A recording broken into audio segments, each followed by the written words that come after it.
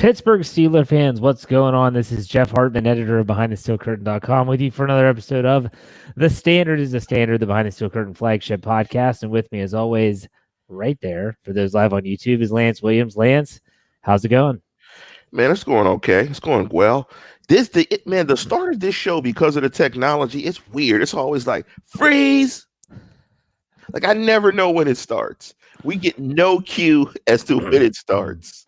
I do have a cue. There's a little countdown, or it says live at the corner of my screen. And when we first started using this streaming network, this software, it would say that we're live.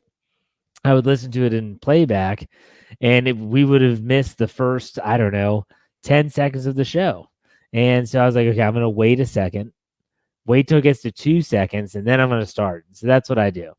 So it's weird. There it is. But I gotta call you out, Jeff, before you start. What's that? That's a different shirt. No, that's games. Oh, okay, games. Okay. Look, games. The Penguins. Anyone that asks me, they'll say, "Are you a Steeler fan?" I typically correct them and say, "I'm a Pittsburgh fan," because I like the Pirates, the Penguins, and the Steelers. Those are the only teams that I follow. And when my boys, the Penguins, slapped 7 goals on the Flyers last night, you got to rep them today. So, yes. And if anybody knows about West Virginia fans, they are crazier than Pittsburgh fans. Yes. Like, West Virginia fans are the fans you call in when you need reinforcements. Hey, man, let's call the fans from West Virginia. It's getting thick in here. You call West Virginia fans down to 279 to come to Pittsburgh to handle some business, it's getting handled. Yes. And I'm from West Virginia, as most people know that have been listening to the show for a length of period, any length of time, I guess. So, yeah, there's definitely that opportunity. Yep, phones are going off. Grand Central Station over there in California. Okay. We have a lot to talk about today, but I want to start off with the simple title of this episode. And Lance, I don't want to jump the gun or mess up he's going to ask the questions. Lance is going to host a little bit today, but I wanted to get this out of the way first. And I thought about it as I was typing up the description of the show. And I thought about the 3 teams the Steelers have beaten. Let's go over them together. The Cincinnati Bengals, 0-8. Donuts. The Los Angeles Chargers are, correct me if I'm wrong, 3-5. Yeah. They're not 500. No. And then you have the Miami Dolphins are 0-7. Do the math. 3 wins and the rest losses. So I'm just saying that I think it's justifiable to say what we asked, the question we asked in the title of the episode, which is, are the Steelers finally going to beat a good team on Sunday? Because we would both agree, Lance, right, that the Indianapolis Colts are a good team. Yes, because they are sub 500. They're above 500, not sub 500. They're above 500. I believe they're leading their division. They're a team that went to Kansas City and put a thumping on the Chiefs with Patrick Mahomes. They are a good football team, and they beat Houston, another good football team. So they qualify as a good football team. Isn't it crazy to say that if you just rewind the clock 3 months, Andrew Luck retires, and they're thinking, okay, we're going to go with Jacoby Brissett. No one in their right mind would have thought that we would still be having this conversation and going into week 9. And I'm not saying that Jacoby Brissett was awful. They did trade for him, after all, from New England. But I don't think anyone thought he would be this type of quarterback to the point where no one's really thinking about Andrew Luck anymore. You know what? Now, I'm going to call me a little bit crazy then. Okay, that's fine with me. Because, he's a puppy with big paws, right? Have you heard that phrase? When you look at puppies, when you want to pick puppies, you look for puppies with big paws. Right. He's a puppy with big paws, right? He's gotten great coaching and great training. He's a guy that Bill Parcells thought was very good.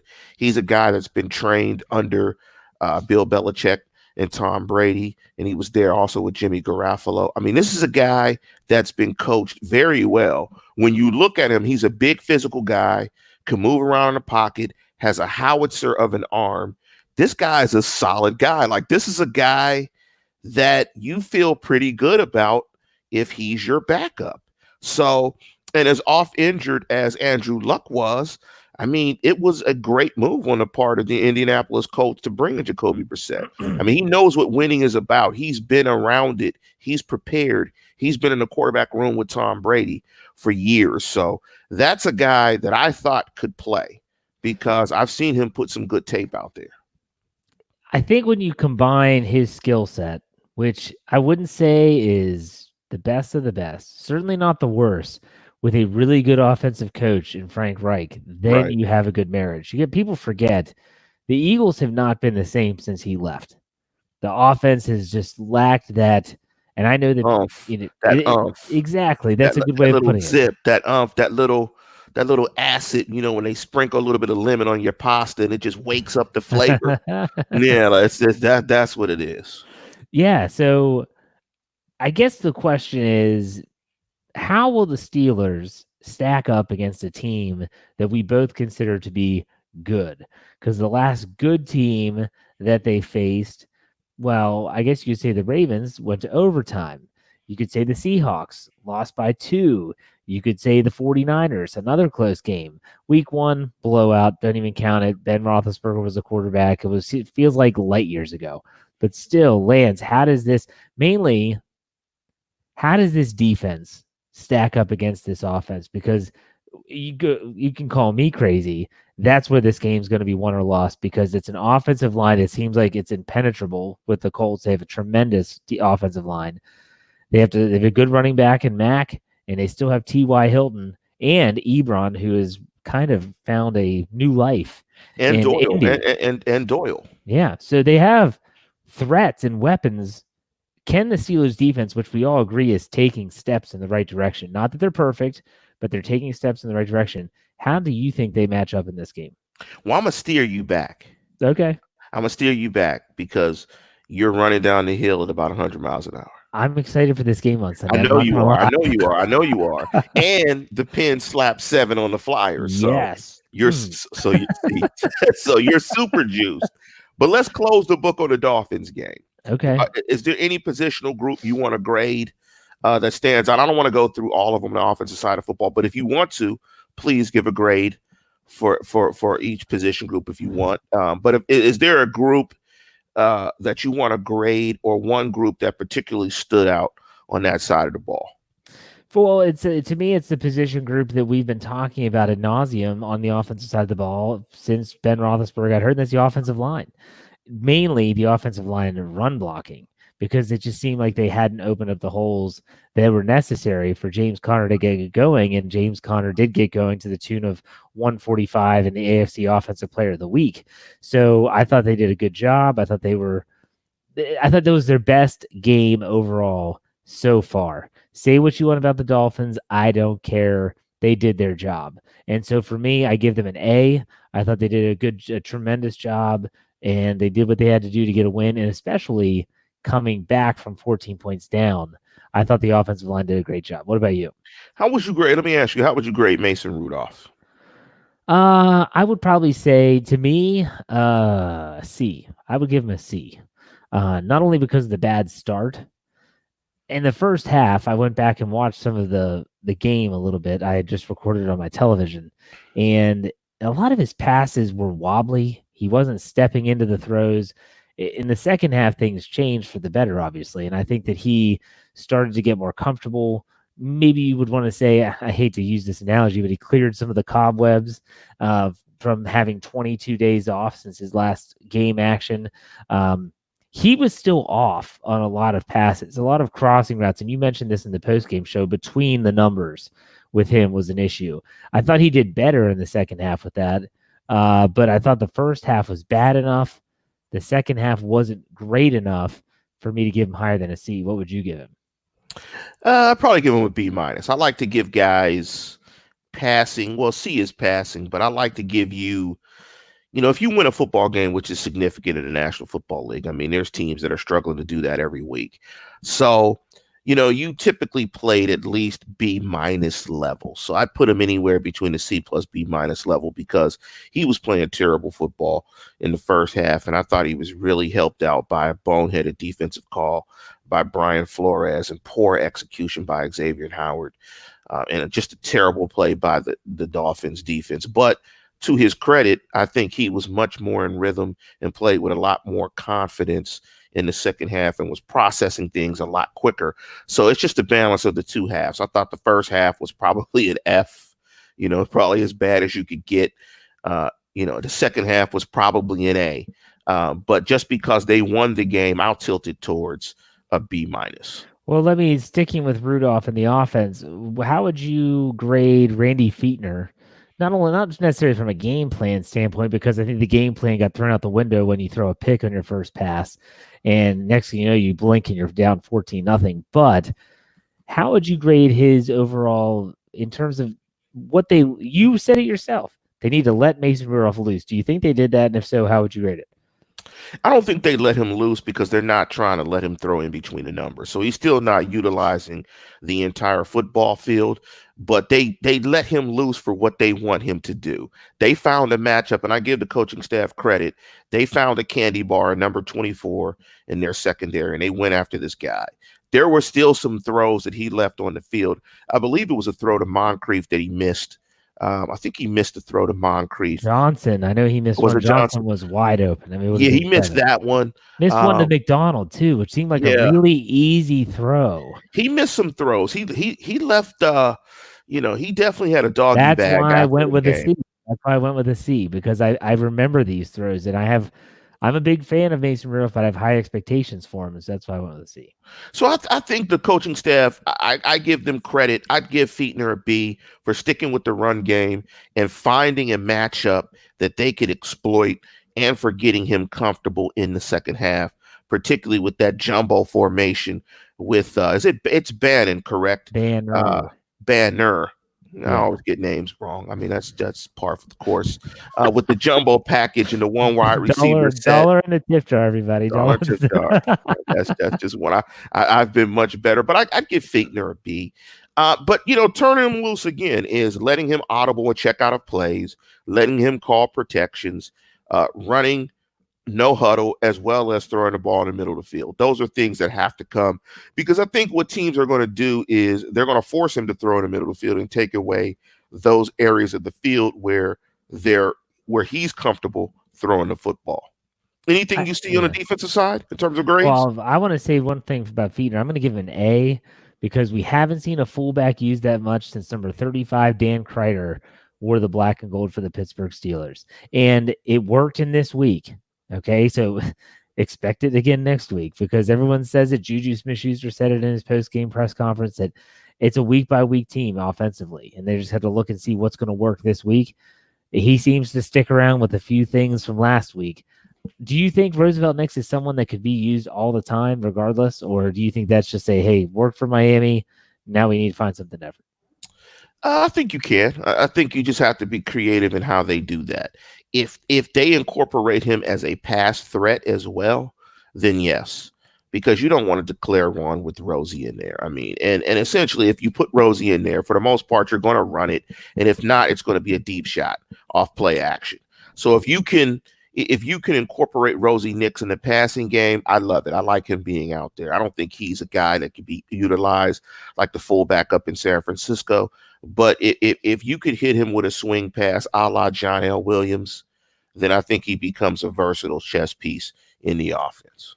I do have to bring this comment up because I wanted to talk about it. Ryan Kellerman says, why do Steeler fans go crazy when number 72 is reported as eligible, as said by the referee? Now, number 72 is Zach Banner.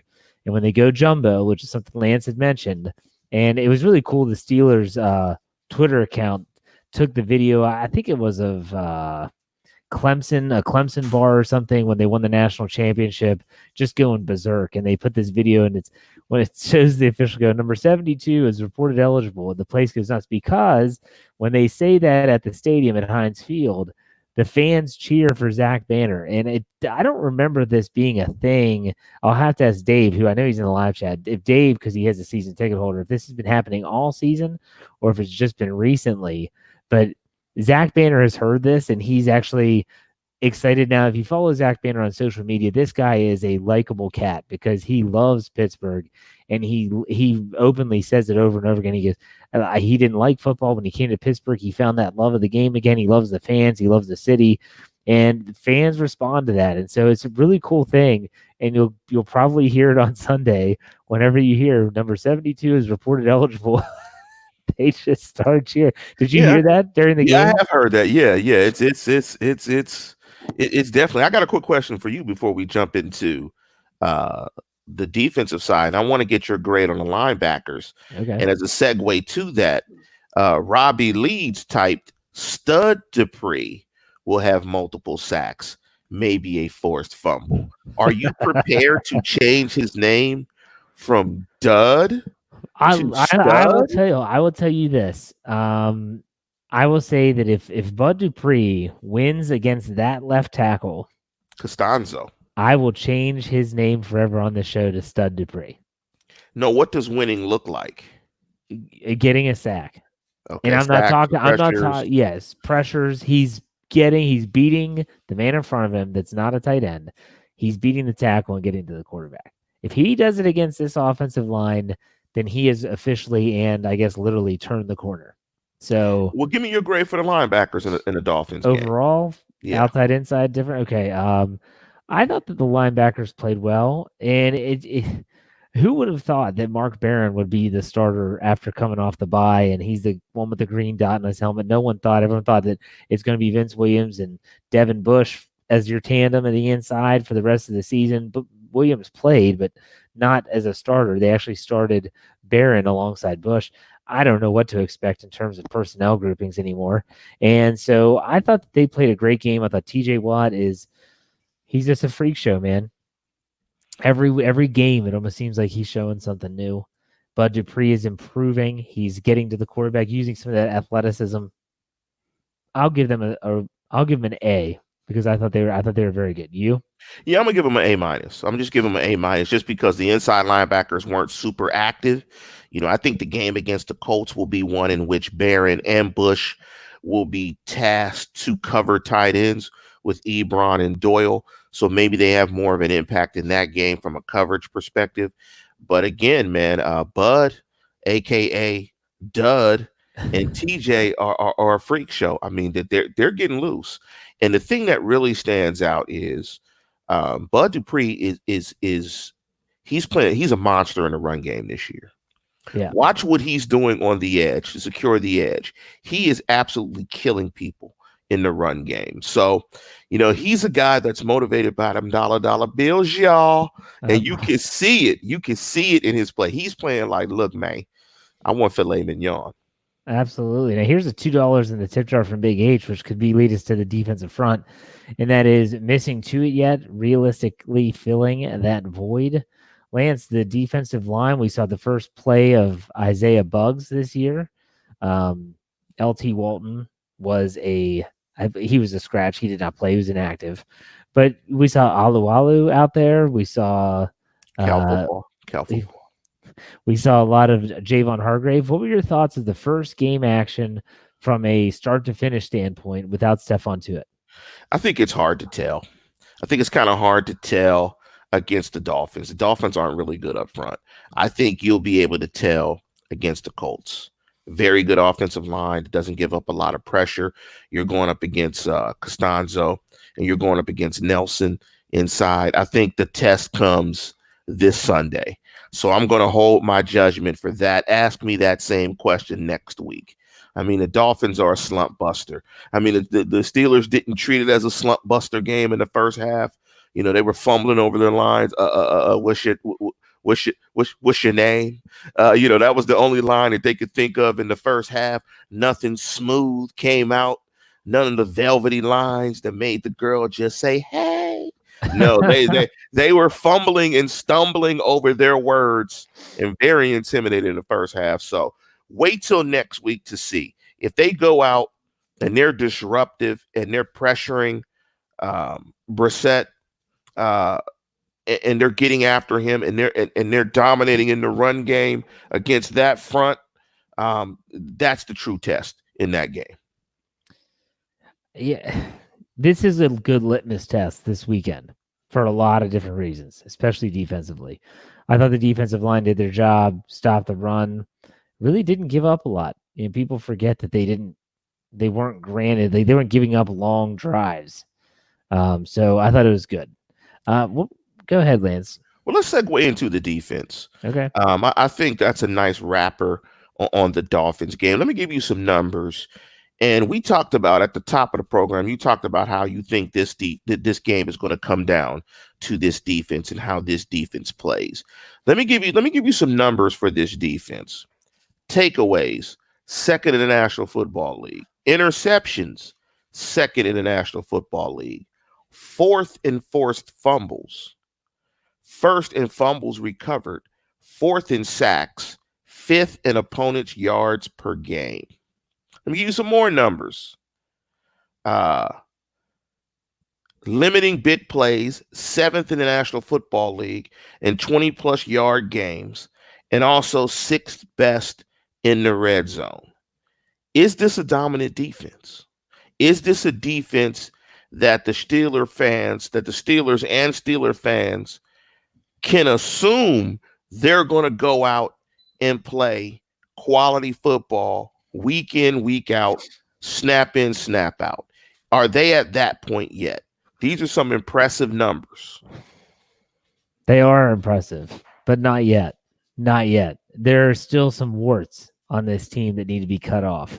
I'll quote Mike Tomlin as one of them. He's the one that said that the defense is there when they turn the ball over. The offense throws an interception on their very first pass attempt.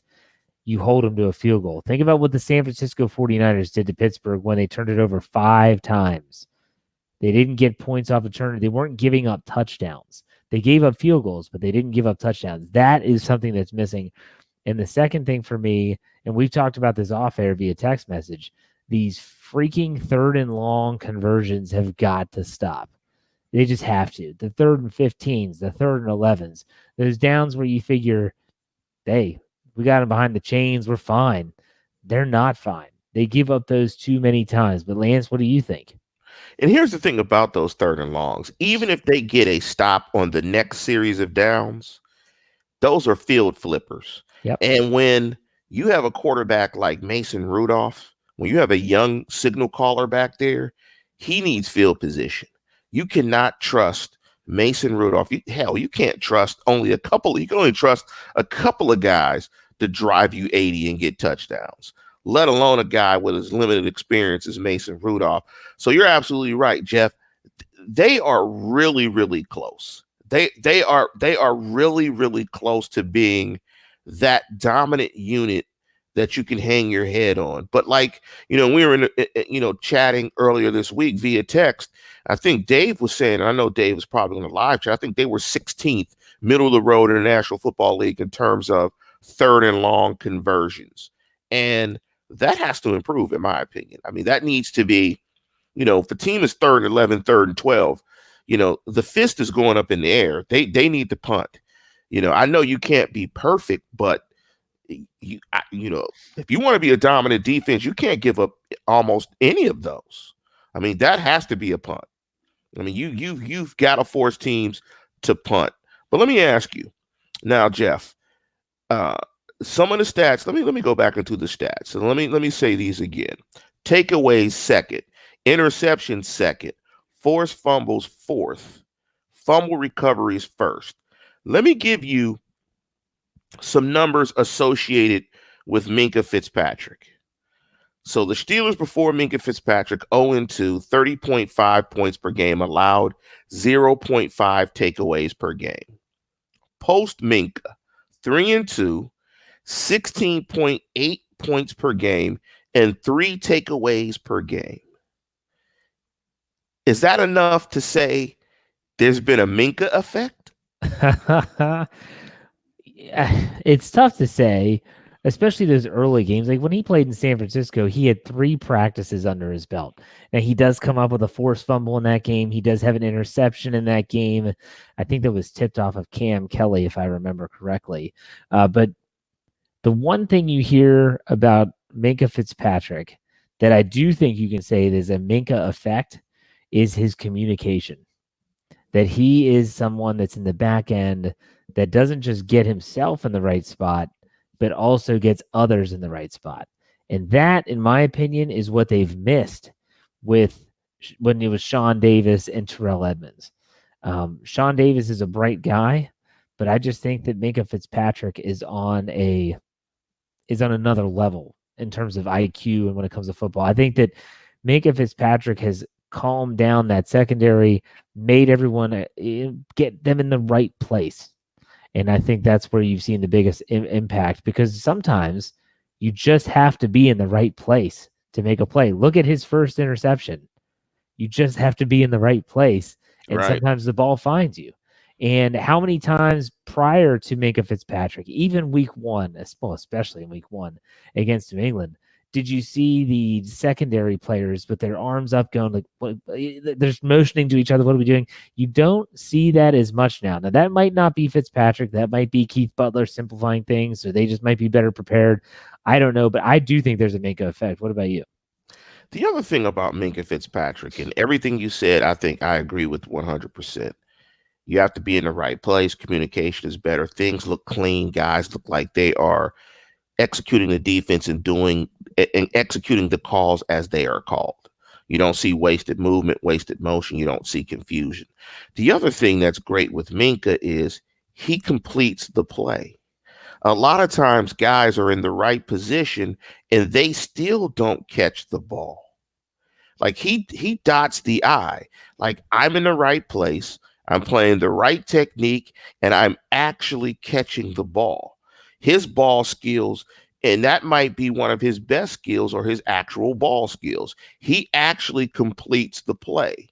You know, Sean Davis might be in position, but it might bank off of his face mask. And it's a solid play, but it's not a Minka play. You hear that? The Minka play. Because he's not catching the ball. Minka's actually completing the play, catching the ball, making the play. There's no Ike Taylor with Minka. It's not bouncing off of his hands. When it's close to Minka, Minka makes the play. And like a lot of players that have played the position really well at safety, when guys are always around the ball, that's not lucky. That's football IQ. That's knowing where you're supposed to be, and that's football awareness. That's FBI, football IQ. That's why he's in the right position. So I think there has been a Minka effect.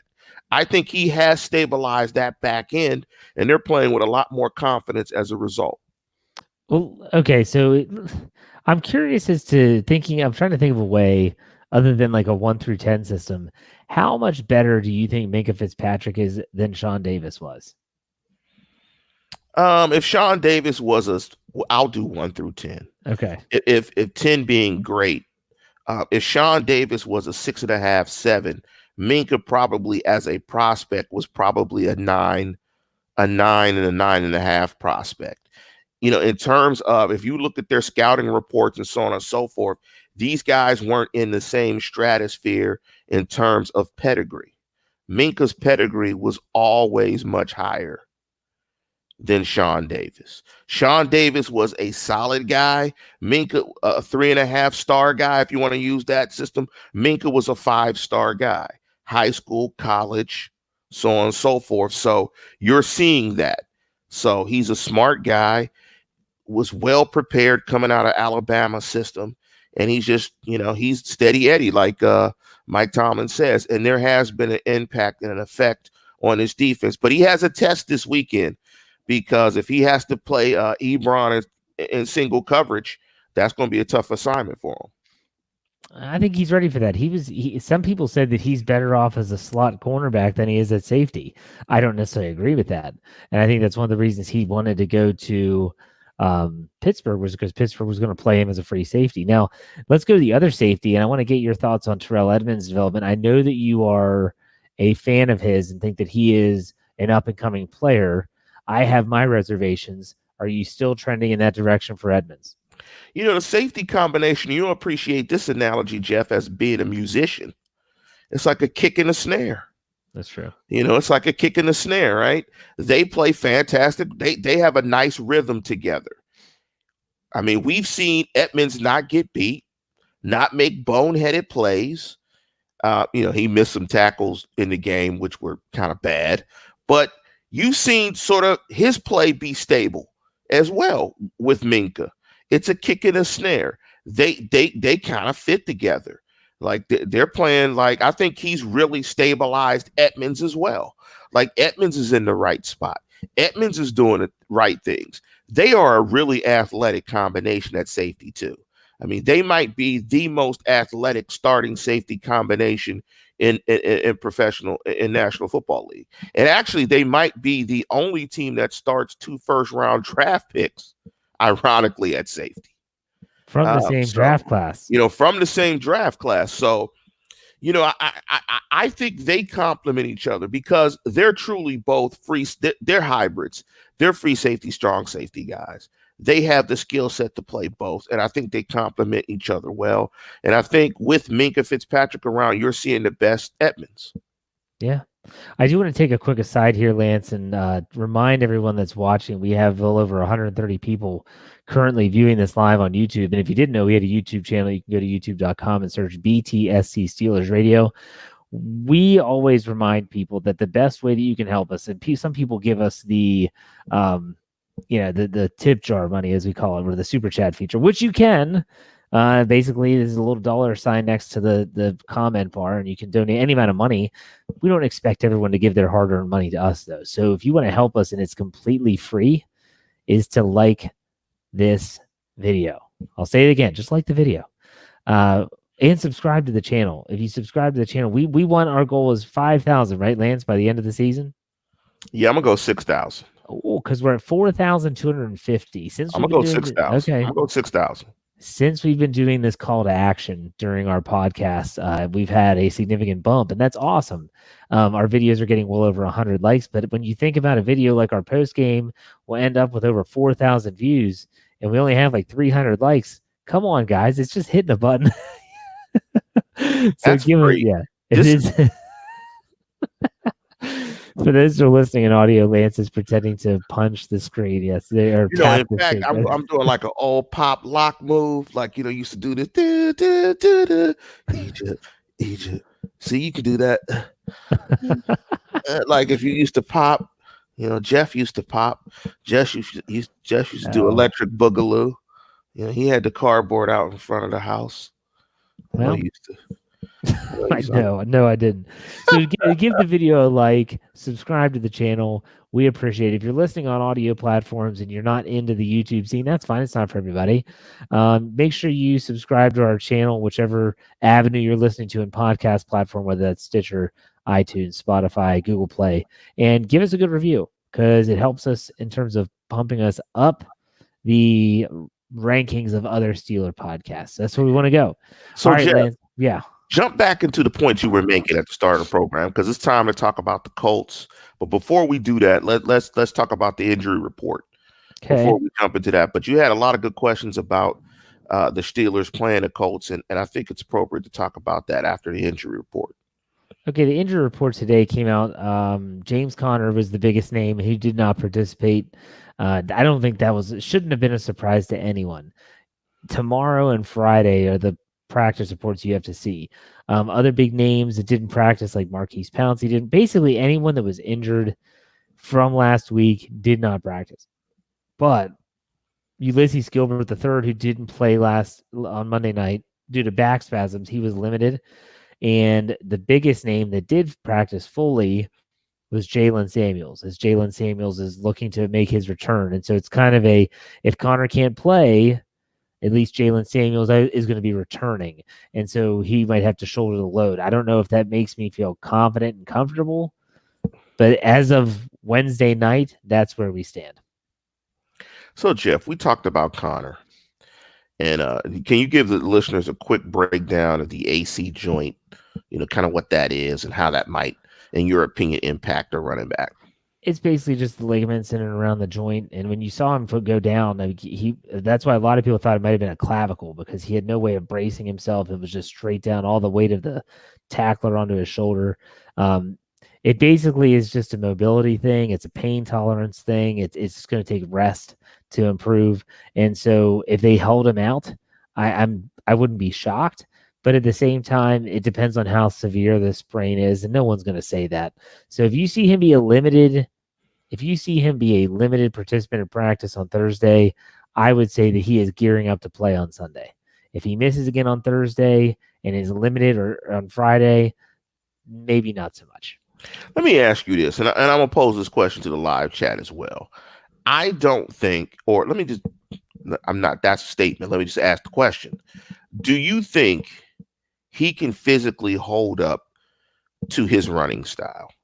And if you don't think he can, what's the future for Connor in Pittsburgh? And how do you think the Steelers should handle that? I saw him do things last night I've never seen him do. You ever seen a running back slide? Never. He did it. He was safe at second. I was like, what is he doing? Like, I've never seen a running back slide. Imagine if Franco Harris slid in the 70s. Franco Harris was ripped for running out of bounds. Yeah. Imagine if he had slid on a football field. But anyway, that's an aside. Well, but no, that's not an aside, because that is something that he did intentionally to avoid taking a hit. It's almost as if he's learning or trying to learn. And someone brought this up in the live chat. I think it was last week. It might have been for the Steelers preview show. They mentioned how this butt naked and robbed rarely ever got popped. Right. It just wasn't his style. He kind of knew when to just give himself up, go down, and live to play another down. Whereas James Conner is like a reckless. It kind of seems like, when someone steals a car and they're just going reckless down the interstate. And if they hit something, they hit something. If someone gets in their way, they're going to get hit. I think that absolutely he can learn to avoid some of these hits, but at the same time, we'll see. What do you think? If you see me bobbing my head in the live chat, kind of like I'm breaking, it's because I have the famous song by Steve Arrington and Slave in my head. Why don't you slide? Do slide, do slide, do slide. He had to think of that. If I saw my running back slide, I'd make a note. If you're watching the live chat, I'm writing a note. 2020 draft, we're taking a running back pretty early. This dude slid. I don't know if he could be our running back. I've never seen a running back slide. I'm giving him a pink slip as soon as I can. A running back can't slide. You can't slide. You just can't do that. I don't think he can hold up. And I think because he can't hold up, I think the Steelers have to invest in a back next year. They've got to bring somebody in. I mean, the Steelers are down to Edmonds' brother, potentially as the third running back. They have to bring in another guy. I'm not suggesting that you spend a lot of draft capital with a high pick on a running back. I'm not saying you do the Rashard Mendenhall, but they need a running back. He slid. I'm sorry. $1.99 from the unemployed Antonio Brown, who says Connor is like D. Will, referring to D'Angelo Williams. Hard nose.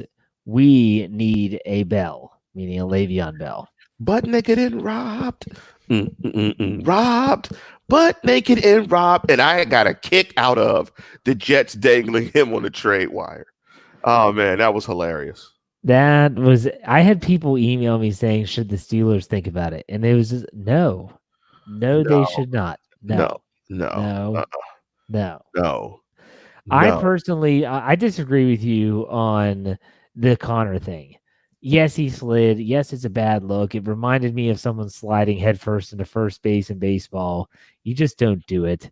I don't know. For me, I think Connor is capable, but like you said, his style is not conducive to playing in a 16-game schedule. Therefore, I think that's when Jalen Samuels becomes extremely important. And I think that Jalen Samuels is developing into a very well-rounded running back. Would you agree? I agree, but here's the problem, the bigger problem for Connor. It's the coach does not want to do running back by committee. The coach is used to running the wheels off running backs. He's not a running back by committee guy, and we've never seen him manage his backs like that. He's going to run them till their wheels fall off. And unfortunately for James Conner, his wheels are not Pirellis.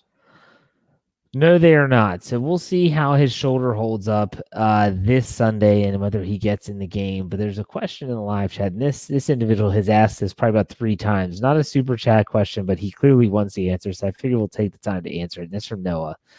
He says, Jeff and Lance, do you think because the Steelers played a game against Brissett a year or two ago that they will have a better preparation against him coming into this Sunday?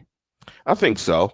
I don't know how much, when you say better, I don't know if it's, they're going to prepare 50% better, 75% better.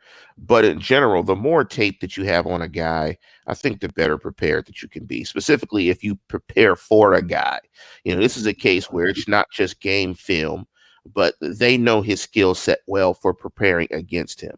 However, I think it's going to be a little bit different because they're dealing with a Frank Reich system and how he operates in that system. But I think having played Brissett, I think they are comfortable in knowing what his skill set is, what he can do, how he moves in the pocket, how he's got some mobility. He's got a pretty strong arm.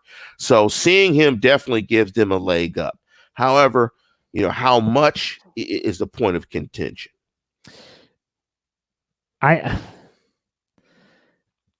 Dave brought this up, and it made me really think that the Chargers have won 3 games, and one of those games was against the Colts.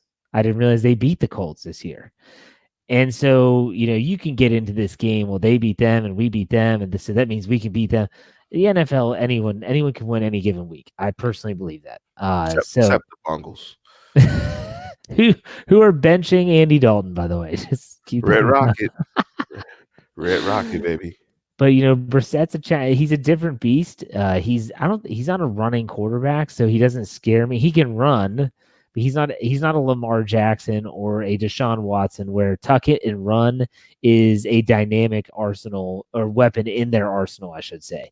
So I think he's a little bit more statuesque. If the Steelers can get right on the outside linebacker and the defensive front, I think they can get home.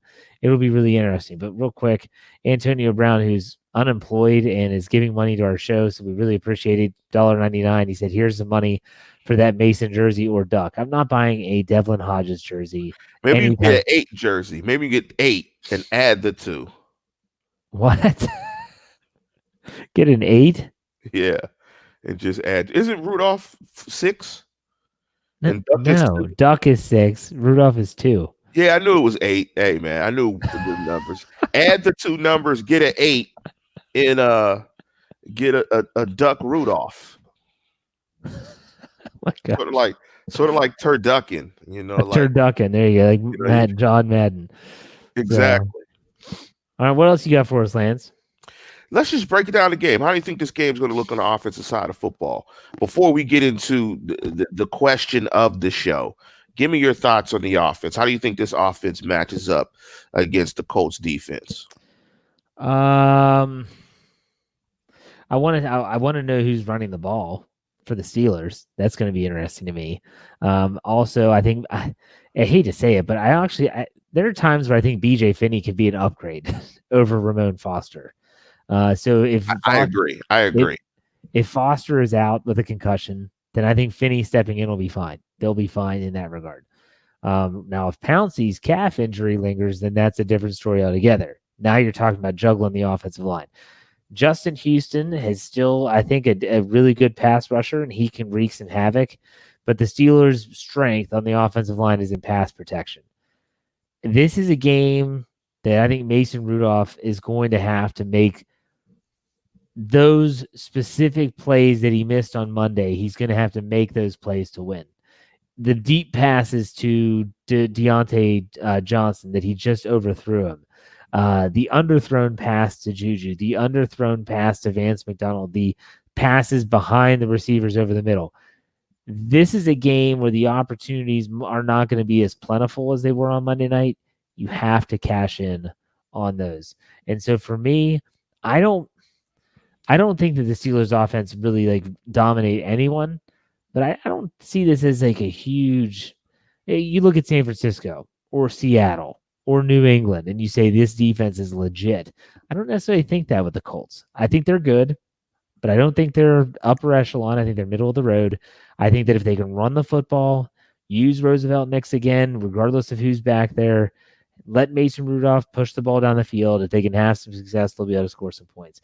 Their average of points has had to go up, right? Because they scored 27. So they were, what, 20.5? Yeah, I haven't gone up a tick. I think a tick. They're probably around 22 a game. It's gone up. Moving in the right direction.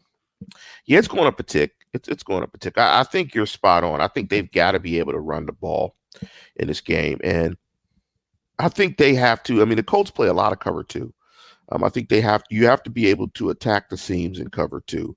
So this is a game where I'd like to see them, really attack the two safety split, run some post stuff, run some drag, some underneath stuff, try to hit a deep post to try to really throw it in between the numbers. I think they're going to have to really attack the seams and attack in between the numbers as well, and they're going to have to run the football.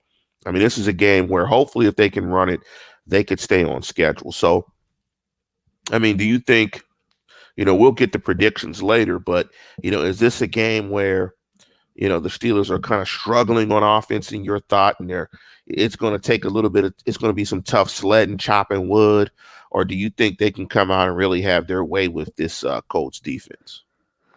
It's tough for me to say that this offense is going to come out and have their way with anybody right now until I see them do it. But at the same time, I think it comes down to two things that I want to see them do. They did this pretty well on Monday night. Number one, Lance, it's the B word. I say it all the time. Balance between the pass and the run.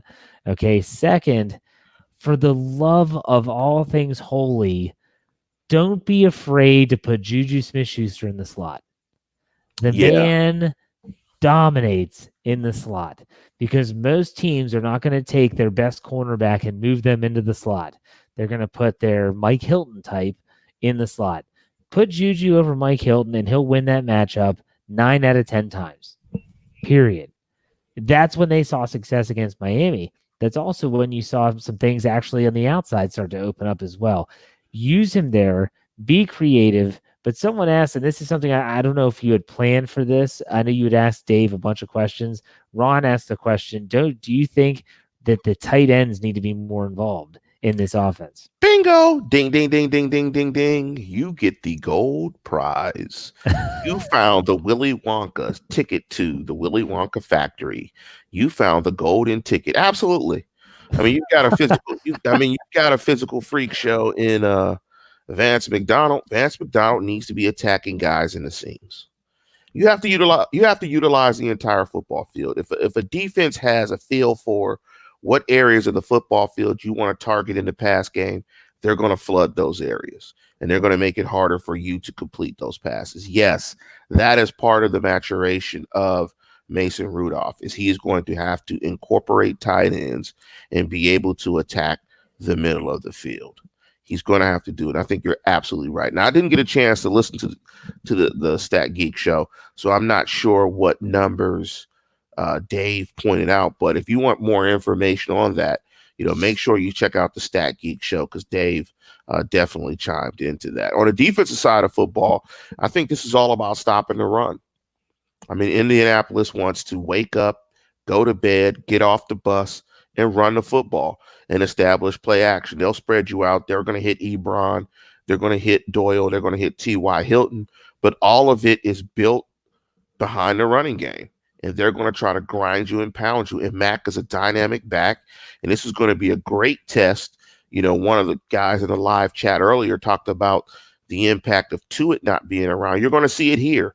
And you're going to see it particularly in the running game, because I think this is a game, both offensive lines are very good in pass protection.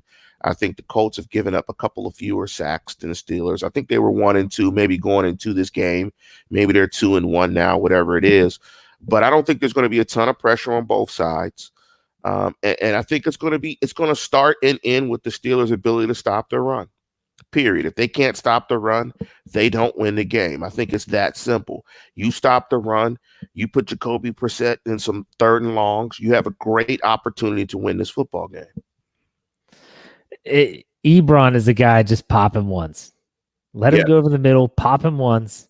He's not going to want anything to do with the middle of the field. It's just the way that he is. He always has been that way. He's that way in Detroit, and he's probably that way in Indianapolis too.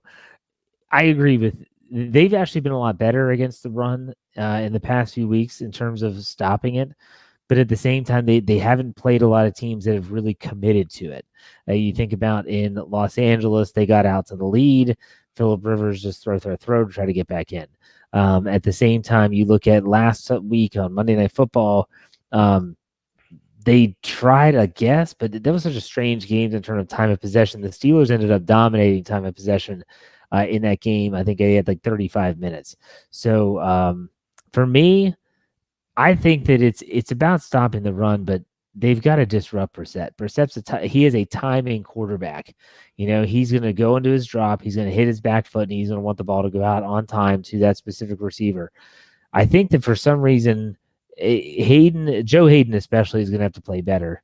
Whoever T.Y. Hilton lines up across from is going to have to play exactly. And if it's Hayden, that's I actually would. Would you dare put Steven Nelson to have him follow Hilton? No, I wouldn't do that. That would be a huge slap in the face. That's just not how they play defense. I think isn't. You're right. I don't. The guys play their sides. I always in my head, I always flip the field like I'm dyslexic, sort of. I always flip the field. Excuse me if I'm wrong. Hayden plays the left corner. Nelson plays the right cornerback position. And they never follow guys, and they rarely do that. They only did that on certain occasions, even with Ike Taylor. Every once in a while, Ike Taylor would travel with the guy. Play your defense, be sound, tackle, play your defense, bring your big boy pads, and get after this running game, and really lick this running game, and really make Jacoby Brissett beat you with his arm. He is a solid quarterback. Got some surprising mobility. He's got a big arm, can make all the throws. That crowd has to be loud. They got to go there and play physical and really try to beat up the Colts. So I think whichever team runs the ball the best is the team that will probably win this game. So let me ask you this. If you're the coach, you're Keith Butler, you're Mike Tomlin, you're starting inside linebackers for this game. Are Devin Bush and Mark Barron, because of the two tight ends. Got to stop the run. It's because of the two tight ends. I think I would play. I'd play the two coverage guys. Got to start. I would put Vince. You got to say. You said it first. You got to stop the run. I mean, you got to stop the run. But Reich's the type of guy where if he sees that matchup with Vince on the field, he'll exploit that. And he'll absolutely exploit that. But I see the sentiment there in starting Vidi Vici. I see it there. Okay. I think you're probably going to be right because every time I think they're going to stick with Williams, they go back to Barron. So we'll see. But Vince Williams is going to play. Like we're talking about starters. Like starting a football game means something. They could have you out on the first play and then you're off for a sub package. So it really doesn't mean anything. It's prediction time. I know who you're predicting. Give me the score and break it down for me. Well, the funny thing is that this spread, if you're thinking about the spread, has actually flopped. Prior to Monday night, when the odds came out, the lines came out for week 9, the Steelers were getting a point. After their win on Monday night, now the Steelers are giving a point. So if you were lucky enough to put their money on the Steelers getting a point, congratulations. You just completely flipped Vegas in terms of the book. Say that again. Before Monday night, the Steelers were actually getting a point, meaning the Colts were favored by 1 point. Yes, that's after they won, now it's flipped. The book is flipped, and now Pittsburgh is giving the Indianapolis Colts 1 point. So a team that's sub 500 is a favorite against a team that's leading at home their division? Huh. Interesting. Vegas knows, man. If I gambled, I know where I'd be staking my bet, but I don't gamble. Well, it's only a 1-point spread. It's not like they're giving them 3 or 4. Yeah, but it's still a line. I mean, but yeah, I will take the Pittsburgh Steelers. I know. Giving the point, and I'm going to say that the final score is going to be Pittsburgh 24, Indianapolis 20. I thought you were going to say 21. No, 24-20. I think there's going to be more defense in this game. Offenses might struggle a little bit, especially early on. I think that the Steelers might get another defensive touchdown in this one. Whoa. Now, it's hard to like if you got to get a defensive touchdown to win a game. That's I'm not saying that they need it. They would need it to win because technically, but I don't think they would. It's not going to be like a walk-off. That's kind of Art Schlichter. That's kind of Art Schlichter-esque, right? 24-20. You remember Art Schlichter, don't you? No. He was a quarterback for Ohio State, famous gambler. Used to gamble on everything. Like, can you drink 3 beers? Can you throw a coin down? Like Jimmy the Greek. He was like that's Art Schlichter-esque. Okay. I'm going to take your same score, but since we're talking about flipping coins, I'm a flipping on the other side, and I think the Colts win the game 24-20. I agree. I think it's going to be a very tough game, very tough physical game, but I think the Steelers will be chasing the game. I think the Colts come out and they force Mason Rudolph to throw the ball more than he might want. Young guy makes a couple of mistakes here or there, and I think that's the difference in the game. So I'm picking the Colts to win 24-20. If you're Mike Tomlin and you win the opening coin toss, do you take the football or do you kick it away? I'm fascinated by why people choose one or the other. Well, I mean, I'm going to do whatever that guy up north in that team that we hate. I'm going to defer always. I'm going to try to get that. I'm going to try to sneak that possession in at the start of the half. It doesn't always work, but I want that first possession to start the second half. Hopefully, I can set it up where I get 2 possessions back to back. So yeah, it worked. It worked perfectly for the Steelers on Monday night. They got for a young quarterback, you need as many. If you could sneak an extra possession for a young quarterback, go ahead. I would defer in most cases, unless my offense was like Kansas City, and I with Patrick Mahomes, and I'm like, nobody can stop us, man. Or my offense was like the San Francisco 49ers in the early 90s, when I swear every game was 14-0 by the end of the first quarter, because they would get the ball, score 3 and out, score again, quarter over, 14-0, game over. So unless your offense is like that, I'm deferring. Definitely. It's going to be an interesting game, and I hope you stick with us because we have a lot of good content coming up, both on the website, behindthesteelcurtain.com, as well as here on our podcast platform. Tomorrow night will be the Steelers preview with myself, Dave Schofield, and Brian Anthony Davis. Friday night, Lance will be on for his "Yeah, I Said It." You have an idea for what you're going to be? None at all. No, okay, so not even a teaser. All right, there you go, folks. Hopefully somebody in the live chat can slide me an idea. No, I have no idea at all. And I kind of love these shows when I have no ideas, because these become epic rants. So that's true.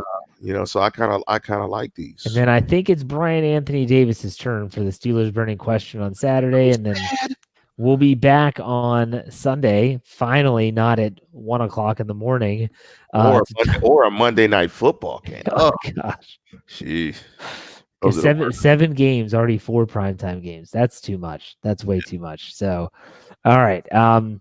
If we haven't said it enough, we'll say it again. Make sure you like this video. If you're watching live on YouTube, subscribe to the channel. If you're listening anywhere on audio platforms, subscribe, comment. We appreciate all the feedback.